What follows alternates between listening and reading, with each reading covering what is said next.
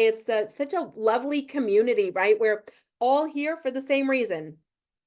We've got too much stuff and we're not quite sure what to do with it all. So today, of course, is clearing out that clothes closet, possibly before the weekend. So we're going to show you how to do it in 5 simple steps. We've got a little slideshow prepared, so I can't wait to show you all of that. The chat is open, but if you have a question, there's a really good chance I will overlook it because the chat is pretty chatty. So if you see the Q&A button, that would honestly be the best place to pop a question. However, if chat's your only option, I get it. And if you just want to put like the word question or a question mark before your question in the chat, it will help me, really just seek that out. And so some of you are finding out that this is part of a series. So CG, yeah, it's your first one. I'm so glad you're here. And the great news is, it is a series. So it's the first Thursday of every month. We're delighted that the Chelmsford Library has made this available to us.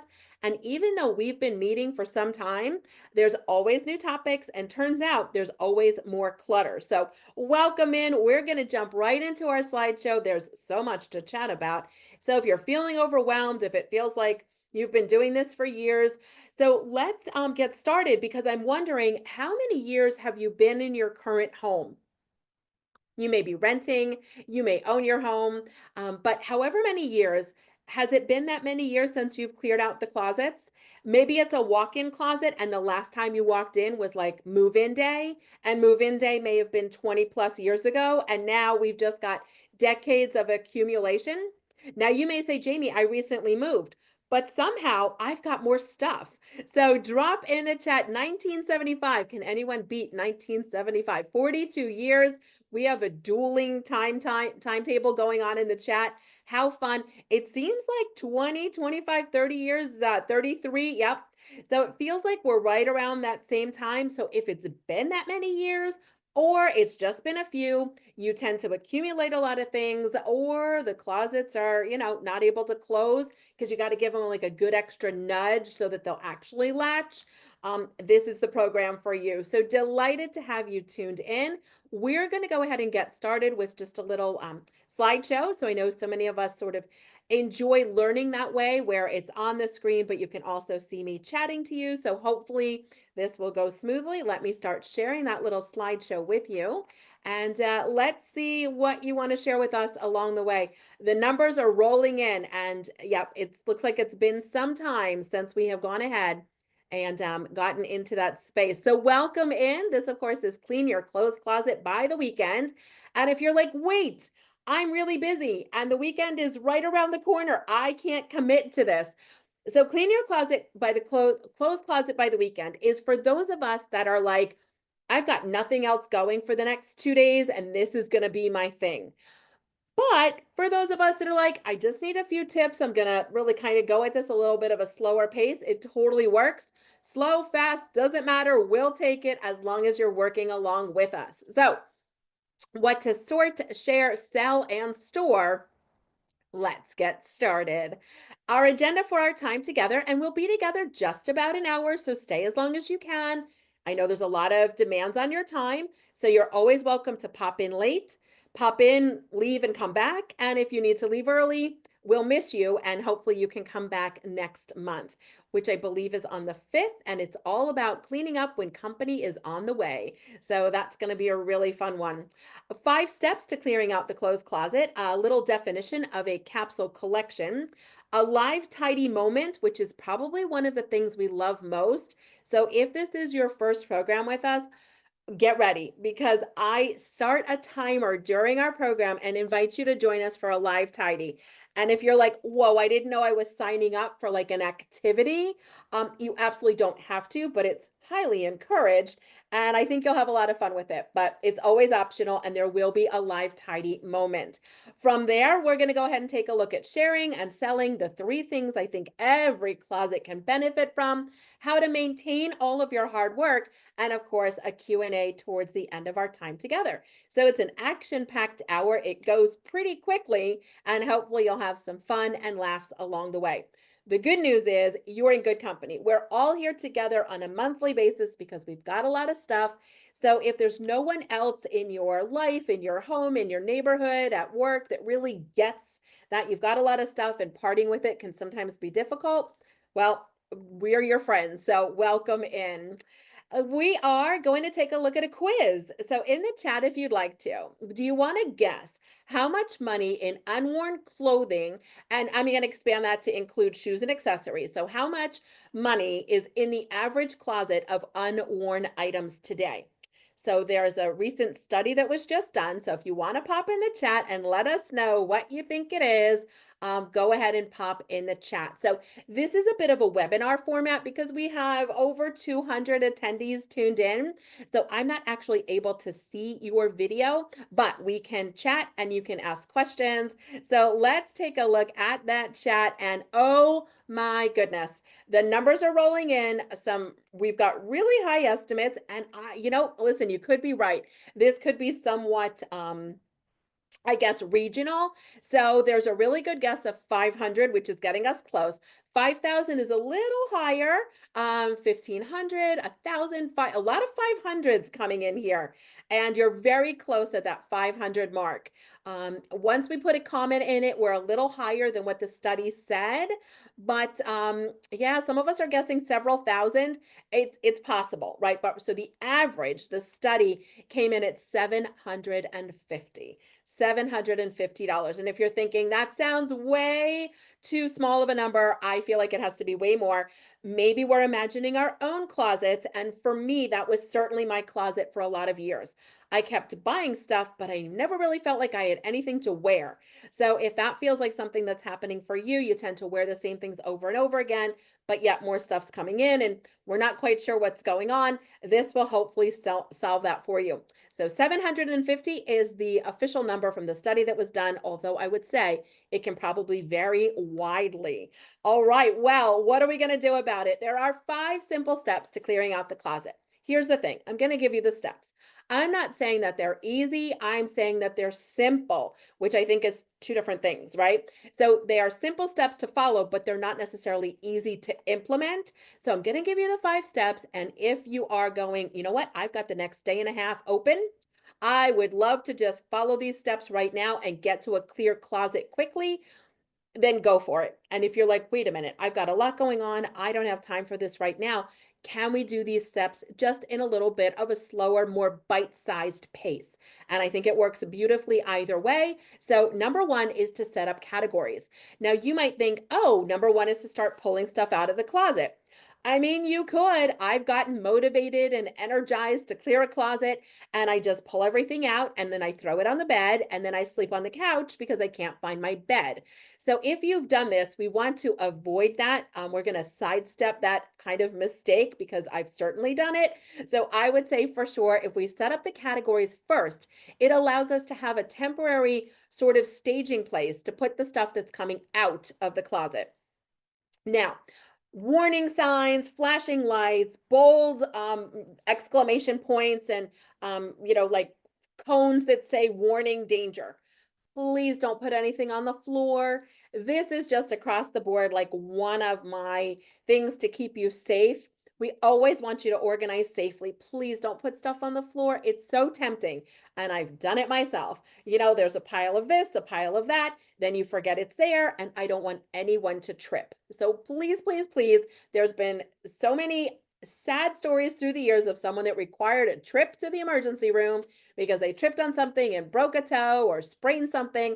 So I kid you not, we absolutely want you to organize safely and please, please, please, nothing on the floor. So this might look like on the bed, you lay a sheet down and you put like labels. These are going to be the tops. These are going to be the bottoms. These are my shorts. These are my sweaters. These are my button downs. These are my dress clothes. We can do categories like that. If you have boxes or extra laundry bins or laundry baskets, if you have containers, I would shy away from bags because once you put it in a bag, we don't know what's in there. And then it takes 2 hands to get stuff in and out of bags. And so I'm not a big fan of that, but I would love for you to just be able to see it. But we're going to set up those categories sort of like what a department store would have, right? This is the rack for this. This is the rack for this. These are the shelves for this. So you pretty much know what your broad categories are. You can take them out as tops and bottoms and just have two. Or you can get a little more specific. This is my denim. These are my button downs. These are my vests.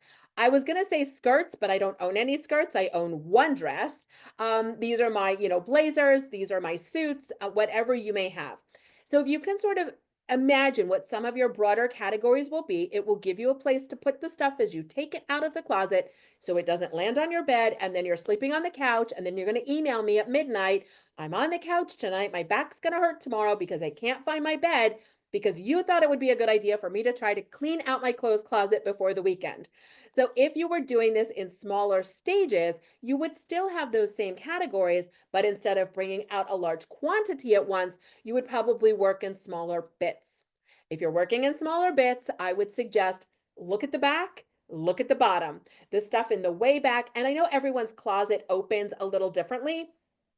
Maybe it's bypass doors, so you've got two sides, and then the older, less used stuff is in the center. Maybe you've got a deeper closet, then it's wide, so the stuff is in the back or the sides, the bottom or the top. But where it's sort of older and probably you haven't seen it in a while, if you start there, you can usually make better progress, quick progress that's noticeable, and then that can be way more energizing for us. So I'd say if you can start in the back if you're not sure where to start, and if you just go ahead and collect the hangers that are empty, that'll make a big difference right away. Just collect the hangers that are empty and right away you'll be all set. So just little things that we can do if it feels like you can't take on this big project right now for whatever reason. But number one, we're setting up our category. So we haven't even touched any clothing yet. Number two, step two, we're going to pull out the clothing. So this is probably what you may have imagined was step one, but I'd love for you to set yourself up with success for the categories first, and then we start pulling stuff out. So this may be, I'm going to take out the shoes. If we have hundreds of shoes, then maybe we're just taking out the flip-flops or the sandals or the athletic shoes. So we're looking at maybe just taking out a category or two, or you're bringing everything out if you happen to have the ability to stage. Now, shop at home first. You may have one of these types of bars that you see on the screen. Sometimes it looks like a rolling bar. Sometimes it's like just like a clothes hanger. Maybe you even have like a coat tree in your entryway.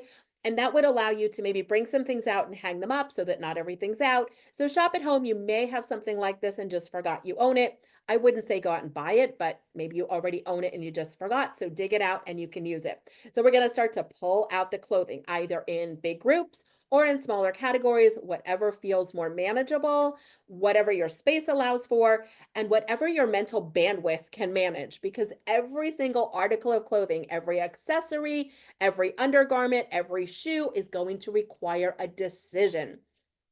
And if it feels like you have reached max decision-making potential for the day, for the week, then we're done. And all that will happen if you try to force yourself to do this, at least what happens for me, is I just move stuff around. But I can't decide, so I say I'll decide later and I just put it in a pile. So I really would love for you to be successful with this, and I'm going to share with you a little challenge that we'll do together in just a bit.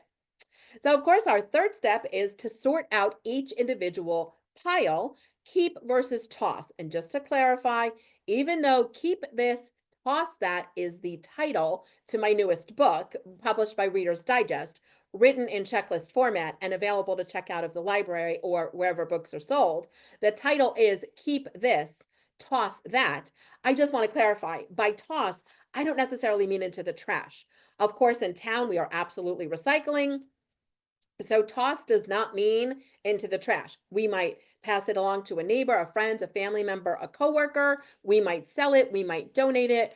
We are maybe going to do something else. Recycling is always an option, but not necessarily just tossing in the trash. So I just want to clarify. So whenever you hear me say toss in any of our awesome declutter classes together, that is really what I'm referring to. So we've got our keepers versus the ones that we're tossing out of the house. And then we are looking at storing the keepers. So for the items you're going to hold on to, where are we putting them? Labels are great. It's very common that we will decide to put things in tubs, like those big, clunky, oversized, plasticky kind of tubs that you would put like holiday decorations in, I mean, it'll work. They're big, they get a lot of mixed categories together. Labels don't always stick well. Then you've got to find somewhere to put it because it's oversized, it gets heavy with a lot of clothes in it. And then next season, when you take that tub out, you're basically living out of the tub for a month or two because you don't need all the clothes right away. So, although that will work, I'm probably not a huge fan of that container. I much prefer the zipper bags, not the ones that compress, but it's a zipper bag with a metal frame. We can look at those a little bit later on. They're available, home shopping channels. They're available on Amazon. They're in like Target and Walmart and all the different stores. And it is like a nice canvasy bag. It has a clear front panel so you can see what's inside. The panel zippers down, so even if they're stacked, you can reach what you want. And the metal frame makes them very sturdy. But because they're like a squishy canvas material, you can compress the items inside a little bit and get more in than you might imagine. So those are probably my favorite ways of storing out of season and out of size. So sometimes sizes fluctuate. I certainly have that situation. Might be a 10, might be a 12, might be a 14. So things change, seasons change. I'm not going to get rid of all those clothes. I might not keep all of them, but the ones I want to hold on to, I don't need them in my closet every day. So our ultimate goal for this whole thing is to give you easy access to the clothes that you're wearing today, in size, in season, in style for you. We want to give you access to what you wear today. And that's really the goal. So hopefully that's where we're headed with our 5 steps. So we're going to store those keepers. And then our 5th and final step, which is often overlooked, but probably one of the more important ones, and that is maintain all of your hard work. Because now you've gone ahead and put all this effort in, and then all of a sudden you buy more things, you're given things as a gift, we don't rotate things out, and all of a sudden we're back to a closet that looked the way it looked today. And if we're not loving it, maintain is really that key to success. All right, so we have our 5 steps and we're going to continue on. Oh, there's so many lovely comments rolling in about different things. So I'm seeing everything and we'll circle back to it in just a moment. Thanks so much, everyone. Well, here are 3 questions that you can ask yourself. These are in the book. So if you have a copy of Keep This, Toss That, there are sort of these qualifying questions in every chapter, and you may recognize these. So number 1 is, would I buy it today at full price? This is such a good question to ask yourself because sure, you might pick it up on sale. Yes, if someone gave it to you, you might take it, but would you buy it today at full price? So that can help me qualify like, nope. And it just lets me know how much I really love it versus how much I think I should hold on to it because maybe I spent some money on it or got a great deal on it. Would I buy it today at full price? Question 2, do I have 2 things that match with it? So a big piece of allowing yourself to have these clothes that mix and match together so you don't have to have all individual outfits is, do you have 2 articles of clothing that would mix and match with it? So we can go ahead and take a look at that mix and match together. So do I have 2 other items that mix and match with it?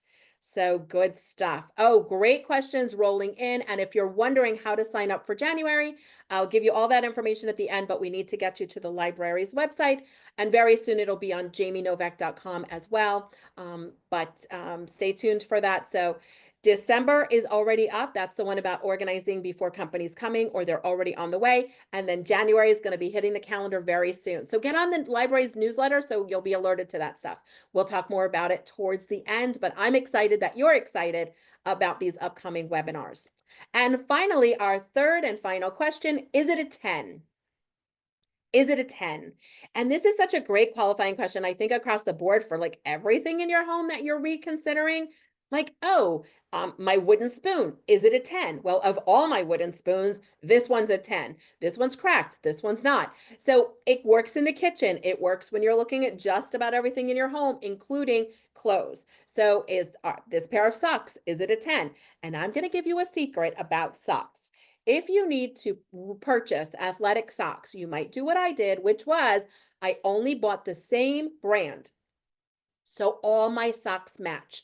Guess who is saving hours of her life because I never have to match socks again. All my athletic socks, as boring as it may be, they're the same brand, the same ankle height, they're the same. And so I can just pull two out. I never have to match my athletic socks again. And I'm really excited about that. So, is it a 10? Is this pair of socks a 10? Is this shoe a 10? And you'll know. And you kind of have that inner feeling of like, yep, not a 10. And then we reconsider, would someone else consider it a 10? And if they would, we can donate it right away and say so long and send it off. So, is it a 10? Well, let's take a look at a capsule collection. So, by definition, a capsule collection of clothes is a limited number of articles of clothing that mix and match together. So, there are some specifics, and there's always the question like how many pieces. So, I put 50 there. I think that's a good goal. I don't know that we're there yet. And I'm not saying 50 articles of clothing for your entire life, the rest of your life for every season. I'm suggesting for a season, 50 articles of clothing that mix and match together. So ideally, it would match with at least two other items. So a t-shirt, it's your favorite, it's a go-to, it matches with your jeans and your joggers. So it's a total mix and match moment, and 50 garments. Now you may have 4 capsule collections, one for each season. If you are like very fashion forward and you just love to dress and you have scarves, which by the way, I've had scarves, fashion scarves, have no idea how to tie them. It's apparently not my thing, so I have no scarves. But if it's your thing and you've got a lot of them, I want you to display them so you can find them and use them and wear them. But maybe you bring some out, you put some away. So the older ones are new to you again, and that it's not so many that we can't choose what to wear and that it's cluttering up our closet. So this would be a wonderful way of looking at our 50 pieces. Is a good goal. I don't know if we're going to get there. I'm at 40. It doesn't include outerwear like pajamas, loungewear, leggings. It's like the things I would like go out in, which includes this cardigan and tank top. So that's 2 of my 40. And this is like the fall collection. So it's the deeper tones, it's the, browns and tans and burgundies and olives and merlots and navies.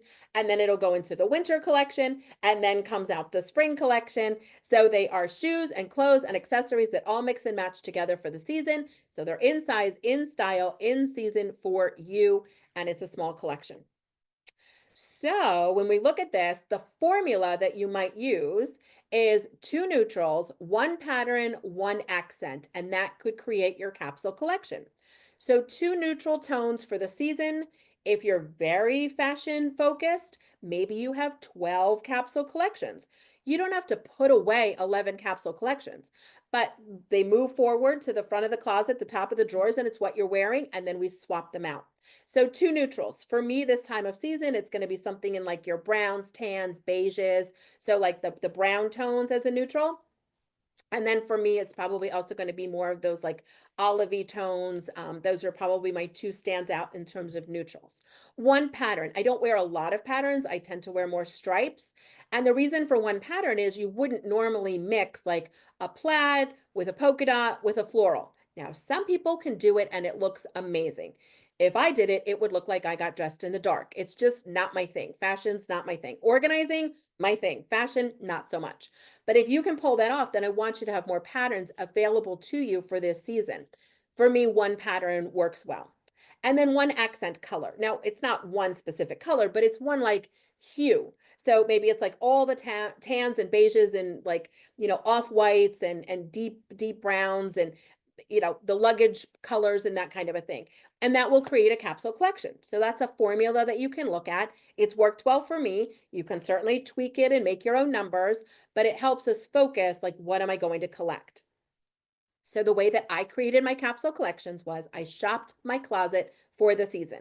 If I was going on vacation, right? So I thought, well, I would want things that were flattering because I'll probably be in pictures. I'm not going to want to have to do a lot of laundry, so I'm not going to take things that are hand wash and dry clean.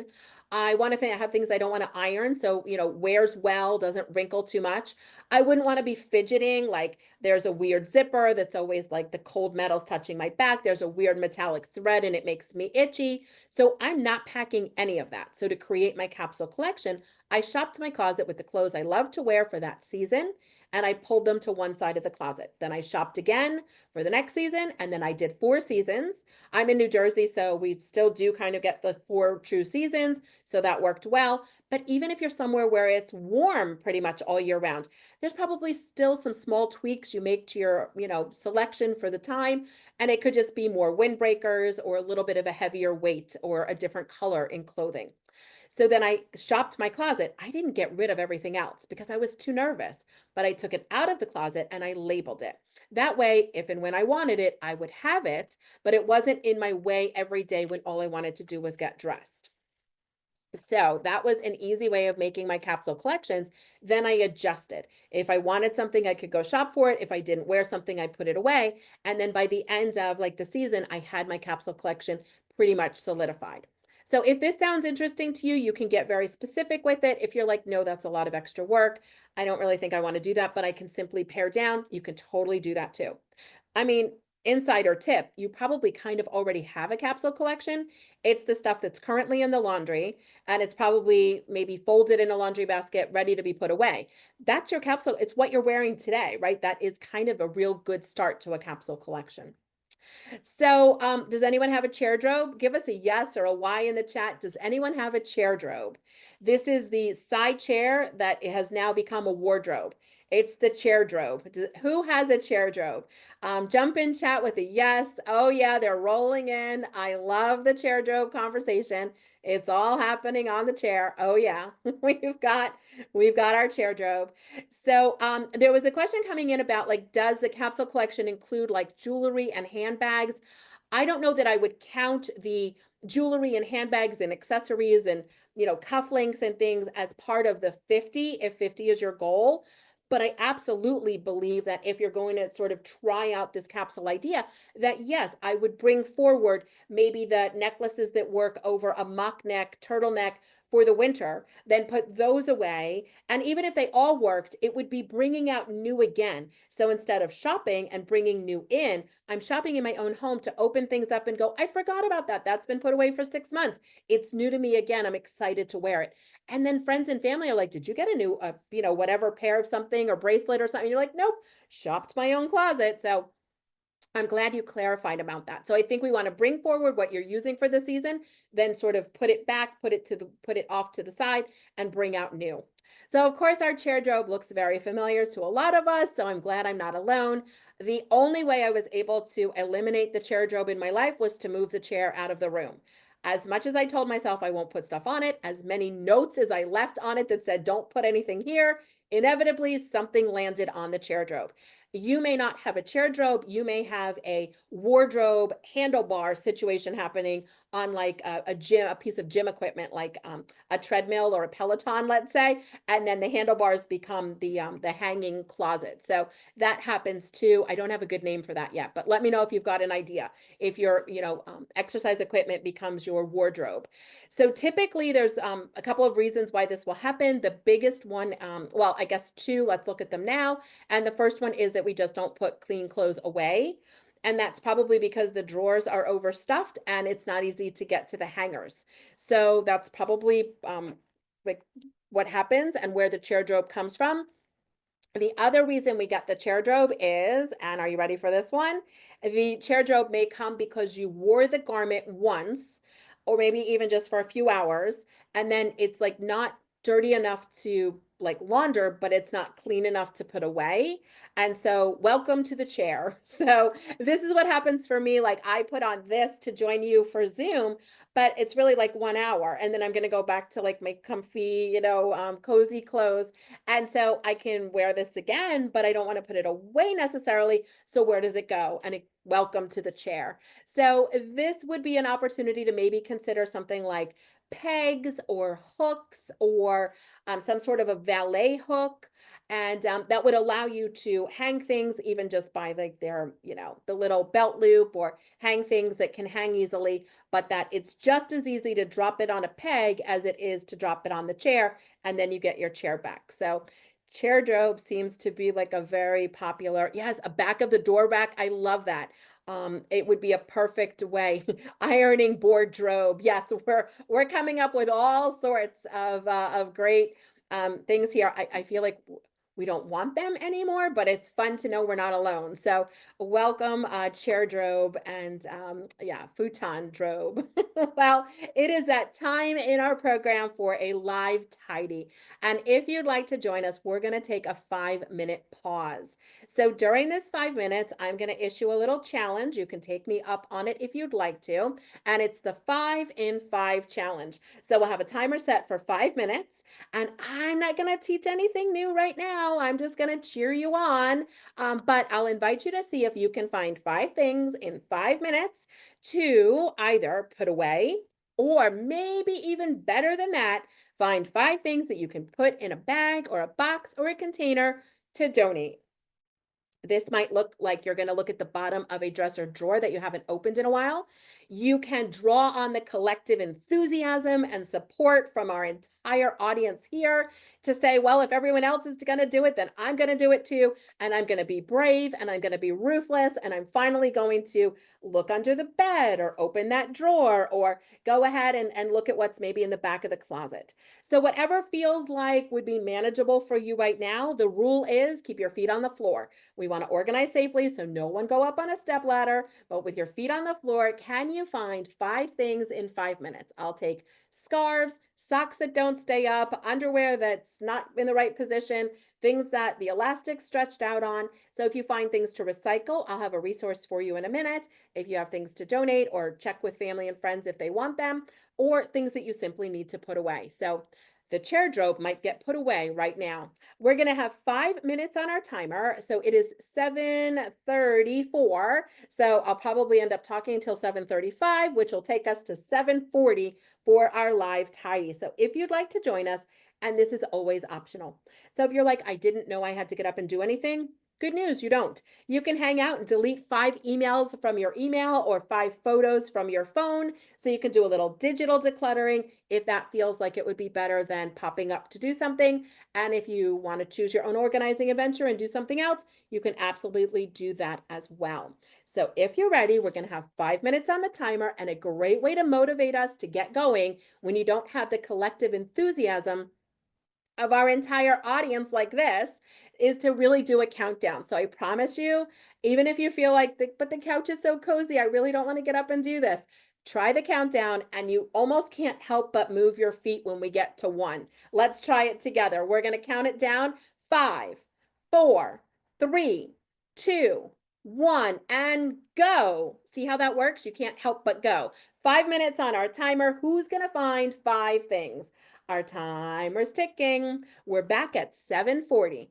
5 minutes. 5 things in 5 minutes. Who can do it? I think you can. Our timer's ticking. And we are going to be coming up on that 1-minute mark. So if you're back, pop in the chat and let us know. Like, did you find 1, 2, 3, 4, 5 things? Let us know what you accomplished. It's always fun to cheer each other on and see what we've got going on. We love that. Such a fun little declutter club we've created here, and we do thank the library for making that possible. And thank you for showing up. You have 50 seconds. So how's it looking? I hope it's going really well. Okay. We're counting it down together, so just a little bit. Here we go. 30 seconds. 30 seconds.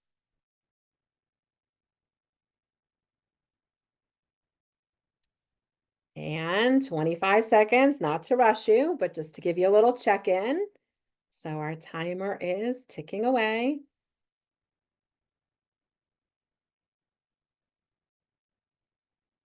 10, 9, 8, 7, 6, 5, 4, 3, 2, 1, and we are done. And there's our jazzy little timer celebrating a win with us. So how did that go? Welcome back.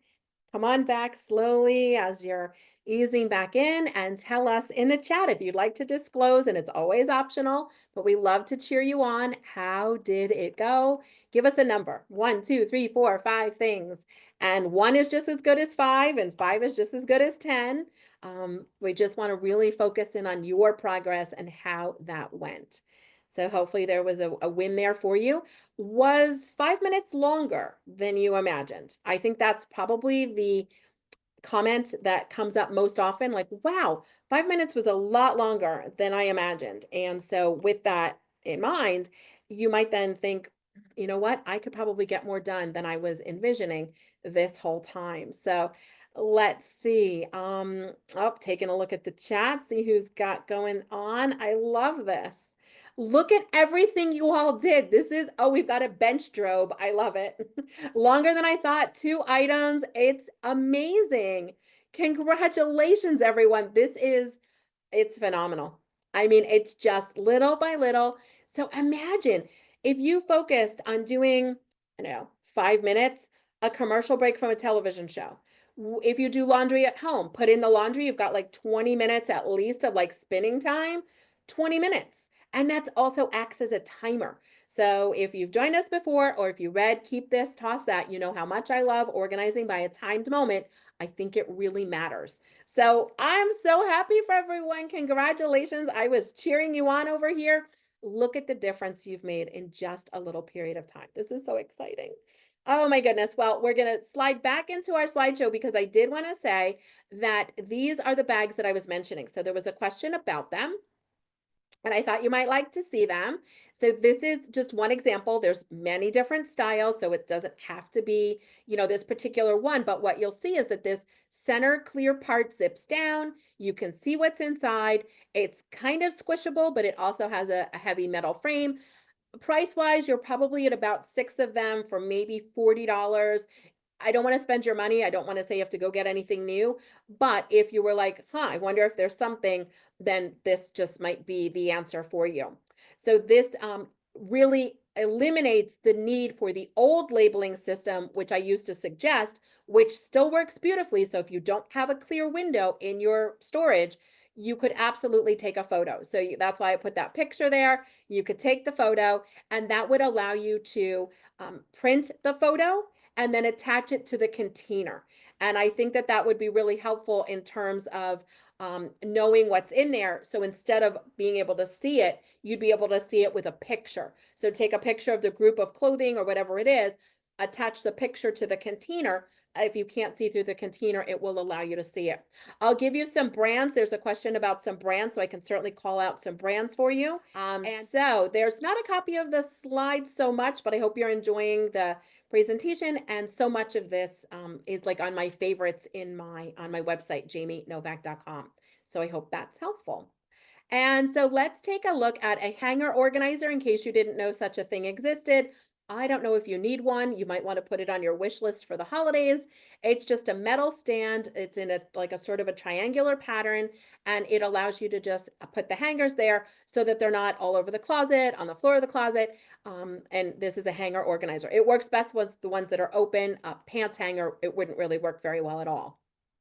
So this is a hanger organizer in case you didn't know such a thing existed.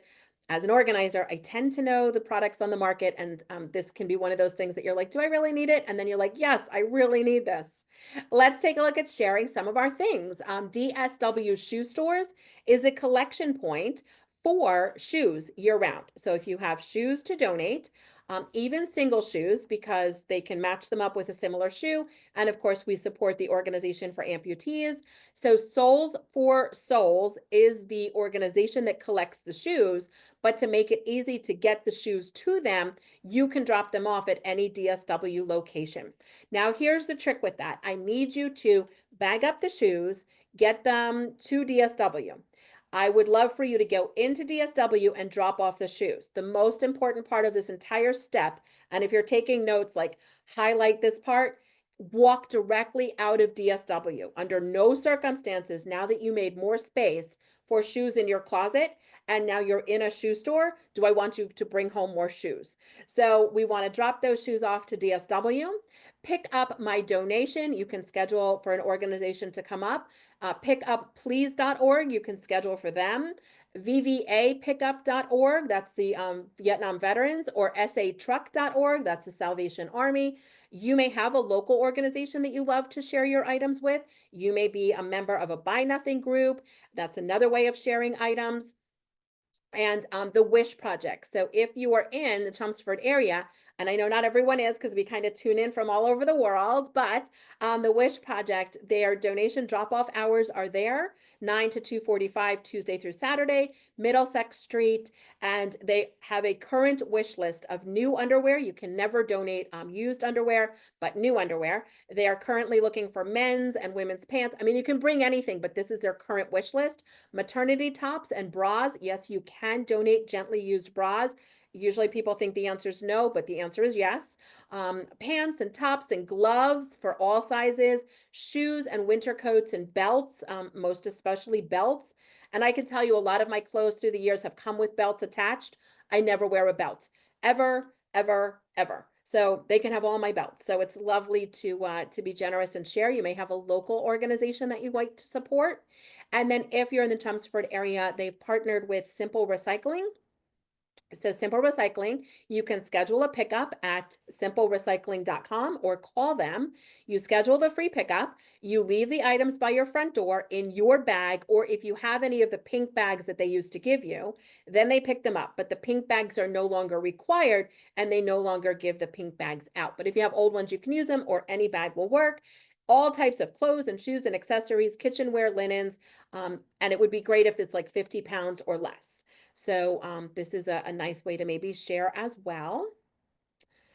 And then we have for selling. So there were some questions about selling items, and I just wanted to highlight one particular selling platform. I don't know that you want to sell your clothes. I don't know if you're interested, but if you've ever wondered because you see the Poshmark ads all over, I just wanted to highlight Poshmark. There are other selling opportunities, but Poshmark is really known for the buyers that are looking for anything that would come out of your closet. Clothes and shoes and accessories for men's, women, and children, but also anything in your home. Like you can sell figurines and stuffed animals and action figures and candles and like anything. Typically, in my opinion, and this is all just my opinion, I think it's best for items that when they're packed for mailing anywhere in the country are 5 pounds or less. And that just makes it super simple in terms of calculating the shipping. And the buyer is probably going to pay the shipping if that's how you want to do it. And it's probably easiest that way. But there's a flat rate shipping fee that the buyer pays for 5 pounds or less. And I'll tell you a little bit how it works. Poshmark does not accept returns, with the one exception of if you grossly misrepresented the item. But otherwise, there's no returns. So if someone gets it and they thought it was a different color, or they don't like the style, whatever, it doesn't fit, there are no returns. And you'll make 80%. Poshmark takes 20% of the sale, but they're doing a lot of the marketing and the back work. So it's a big percentage, but they're also kind of giving you a lot for that money, again, in my opinion. So what you see here is from the Poshmark dashboard. I took a quick snapshot.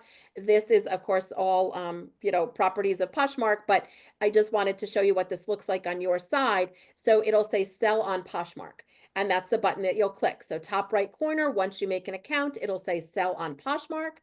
And then once you do that, it would be great. You'll just pop in a photo and or video.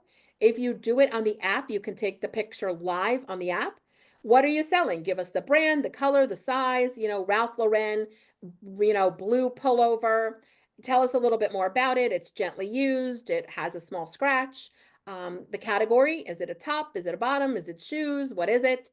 You have one of them. If it's a shoe, give us a size. If it's clothes, give us a size. Is it new with a tag or not? Pick the colors. There's 2 colors you can pick from the color wheel. And then we get into pricing. And once you've told Poshmark what it is you're selling, they'll give you a suggestion. Right here in the pricing, it will say, we suggest you price it between these $2 amounts. You can choose to listen to that or not. So let's say you originally paid $50, or you think you paid 50, or it would be 50 if you bought it today. You're going to list it, let's say, at 30, so your earnings would be $24. So they'll do the calculations live, so you can change these numbers and see what your, earnings will be. And if the buyer pays the shipping, you are selling it for $30 and it sells, the buyer will pay Poshmark $37.97. Then you will get a mailing label in the value of $7.97, which is the contracted mailing rate for anything that is 5 pounds or less. And so if someone buys a keychain, they're going to buy a keychain, but they're going to pay $7.97 to ship it. But that's how people know it works on Poshmark if they're a Poshmark buyer. Then you will get the money, which is $24. If you want them to send you a check, they will. If you want them to pay you with an online payment processor, they will. But if you'd like a check, they can send it.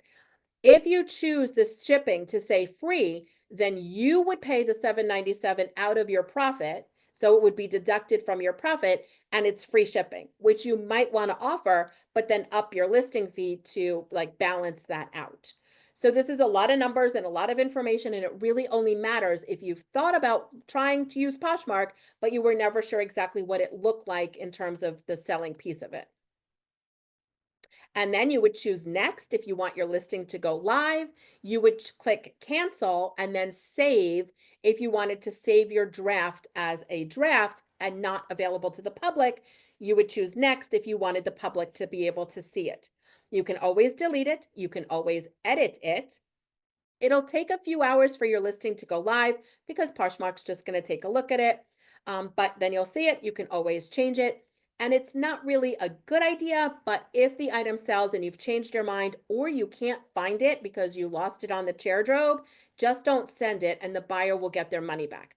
It's not great. We don't want to do that a lot, but you do have a lot of outs in case this, for whatever reason, doesn't work out for you. I've totally sold something that I accidentally donated and then I just had to cancel the sale. Not a big deal. So 3 things that closets need, I think: lighting, a bag to go out, and labels. Lighting, a bag to go out, and labels. So lighting in terms of you don't want to hire someone, you don't want to put holes in the wall, but we're missing lighting in a lot of closets. Now, once you clean out your closet, you might be surprised to find there was a light up there and you just didn't know about it. Or we can use a little stick up lighting. So battery operated LED lights, especially if they're motion activated, that way you open the closet, it turns on, you close the closet, it turns off. You could put it towards the floor of the closet to illuminate shoes. You'll be able to tell navy from black from brown.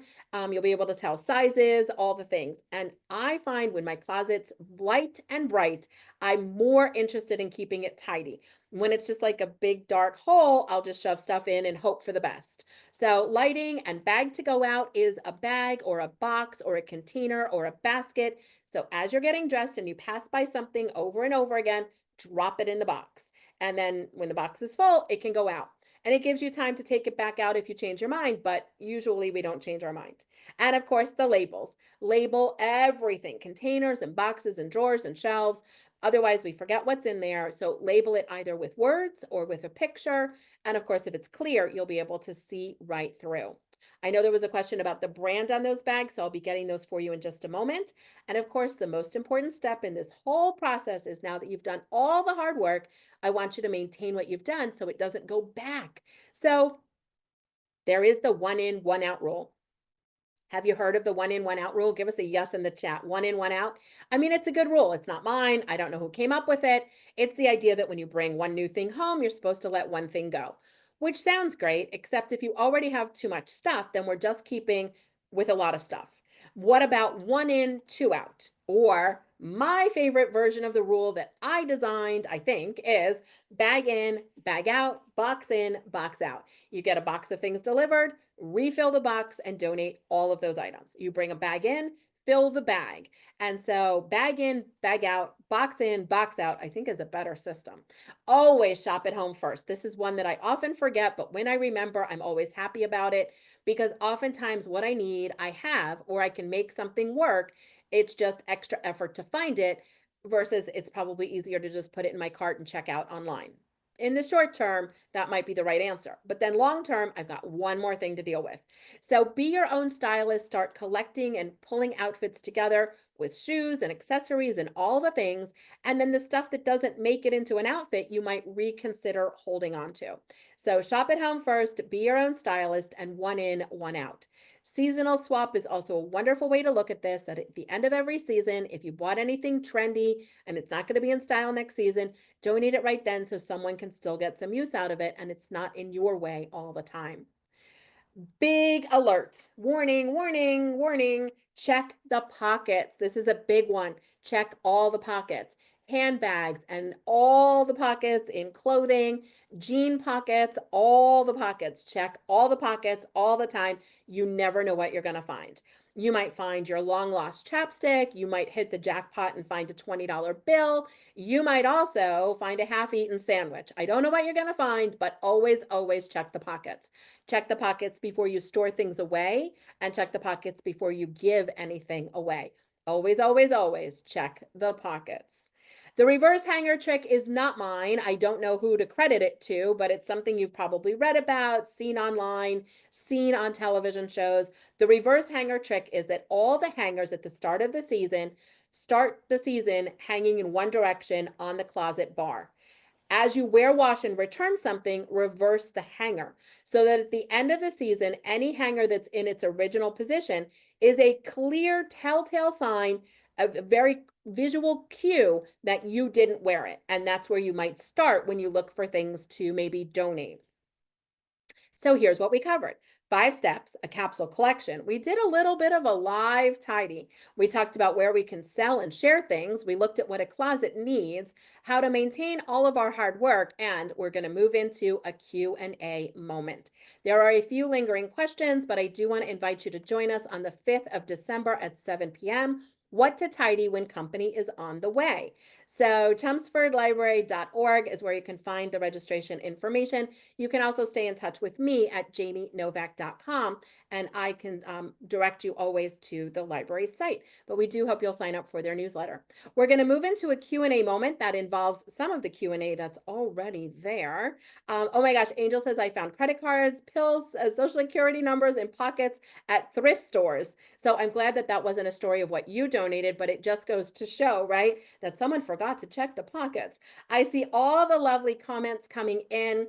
There is a link in the chat to sign up for December. I don't know if January is already on the calendar. So you might have to wait just a moment for that January. We can check in with our library coordinator who's here, but stay tuned for January. December link is in the chat. Currently, I don't know of any services that help you list items for sale. There used to be that. There's not now. I think there just wasn't enough wiggle room in the profit for them. And then it gets sticky with like if someone doesn't get what they want and all the things. So I'd be happy to show that donation slide one more time. And in case you're looking for even more resources than what I shared, you can see an entire list of about 200 of them. And they're on my website, jamienovak.com. And I'm always updating and alphabetizing that list for you. It's what to sell and appraise and share and donate and recycle. But this, I think, was the request of the sites. And yes, our program was recorded. Show the slide with the websites with DSW. You've got it. Edith and everyone else that asked. Janet, thanks for picking up my book. That means so much. I appreciate the support. We have a question about getting rid of a mink coat. So it depends on the condition. Some organizations allow you to donate them. You can look for a local furrier or like tailor seamstress shop. Sometimes they have someone that's in the market for one. You can look at where someone would put a fur into storage because they often have a buyer for those. So if you're looking to buy it or give it away, organizations often take them for donation. And of course, you would say also that there are organizations like Coats for Cubs that take real fur for rehabilitating wildlife. So it just depends on how involved you want to get and whether you're trying to sell it or just simply give it away. There's also those buy nothing groups like Free Cycle, F-R-E-E Cycle, Free Cycle, and you could just give it to someone that would maybe do something with it. We have a question about selling and shipping on Poshmark. I'd love to sell, but I don't know how to pack and ship. I mean, if it's like a garment, like that won't get ruined in shipping, just put it in a bubble envelope And if you get things mailed to you from Amazon in white padded envelopes, tear it at the seam and flip it inside out because it's just a white padded envelope on the other side with no logo. So you could put stuff in there and then just ship it. So that would work. But packing and shipping, we don't have to get too fancy. So the packing, you're going to do it in your own container, bubble wrap, box, or whatever, but it has to be 5 pounds or less when it's shipped. Otherwise, the overage comes out of your profit. So the shipping on Amazon, on Poshmark, is they just send you the label. It's pre-approved, it's prepaid. You just then ship your item. You don't have to worry about paying anything. So I hope that helps. Collectibles, Gail, we're going to have more programs on that because that is such a big question. But there are, figurines. You can sell them on Poshmark for sure. That would be a great place to put them. And I might also look at replacements.com. Like you're going to replace something, replacements with an S, replacements.com. Send them a picture of what you have and they'll tell you if they want to buy it. They'll tell you what it is and they'll tell you if they want to buy it. And then you can decide if you wanted to sell it to them. Sheet music. Yes, months ago, still looking for a place, mountains of sheet music. Yeah, Joanna, sure. Free Cycle has been my best place for that, or Free to a Good Home curbside if your town allows for that. Someone has picked it up all the time, so that's worked. But those buy nothing groups also tend to work really, really well. There was a final question, I think, and it was about the name of the storage bags. And I want to get you, there are a few. I would just sort of look at the reviews to make sure. But the brand that I've used most is Peria, P-E-R-I-E-A. P-E-R-I-E-A. One more time, the storage bins, P-E-R-I-E-A. So that's the one I've probably used the most. The most important part is probably that it has the metal frame if you're going to stack them. And the great thing is you don't have to stack and unstack because you can just unzip and pull out what you need. So that's just one brand. If you put that in at Amazon, you're going to see the Amazon version of it, which I think is Oxford. But sometimes it changes brand names. So I hope that helps. Is everyone ready to walk into your walk-in closet if you have one? And if you have one, you're probably like, man, I wish I didn't have a walk-in closet because everyone else that just has a smaller closet to organize is going to be done way before I am. So I do see there's a few hands and I apologize. This is a webinar format, so we can't have you, like I can't see you and I can't do that. So Michelle, yes, the library sales. Oh, if you have sheet music and books, yes, the library. Absolutely. Friends of the library. Everyone's like, wait, what about this? Oh my gosh, we're getting way off topic and I wish we could spend all night together. Stamps and coins, I would check Stack's Bowers in New York City, Stack's Bowers. They'll tell you what it is. And then that way you can figure out what you have. I hope that helps. There's so much more. So my website, thanks for asking. We'll wrap up with that. And of course, we do hope you'll visit the library's website as well. This is me. So if you haven't already been to jamienovak.com, this is what it looks like. You'll see me there. You'll see me holding my book. You'll see the podcast. There's a new episode every Monday. You'll see our events coming up. You can sign up for the newsletter. These are my favorite things. This is the list that I was talking about. And every day I give you a teeny tiny toss. It's right here for free. And you can print the free calendar and follow along. So you can print the calendar, follow along. And this is the Toss It list with all of the ways to donate and sell. And it's alphabetized. So F for fur and everything else. Gosh, this has been fun. Jump in the chat if you'd like to say so long. Let us know what you're going to go do. Have a great weekend. The most important thing is set a timer and do something. And you saw the power of 5 minutes. So I hope you keep that up. Let us know how it went when you join us in December. It'll be December 5th, and we're going to do it again. So we'll see you then. Thanks, everyone. Lovely comments. It was a joy spending an hour with you. Can't wait to do it again. December will be here and we will tidy up when company is on the way. So let's get excited for that. Lovely comments rolling in. Thank you so very much for all the love. Right back at you. This has been great. Let's go try on a pair of shoes, have a fashion show, see if something fits and share it if it doesn't. It was lovely spending time with you. Thanks for tuning in to the Chelmsford Library. Thanks for having us back. We'll see you next month. So long.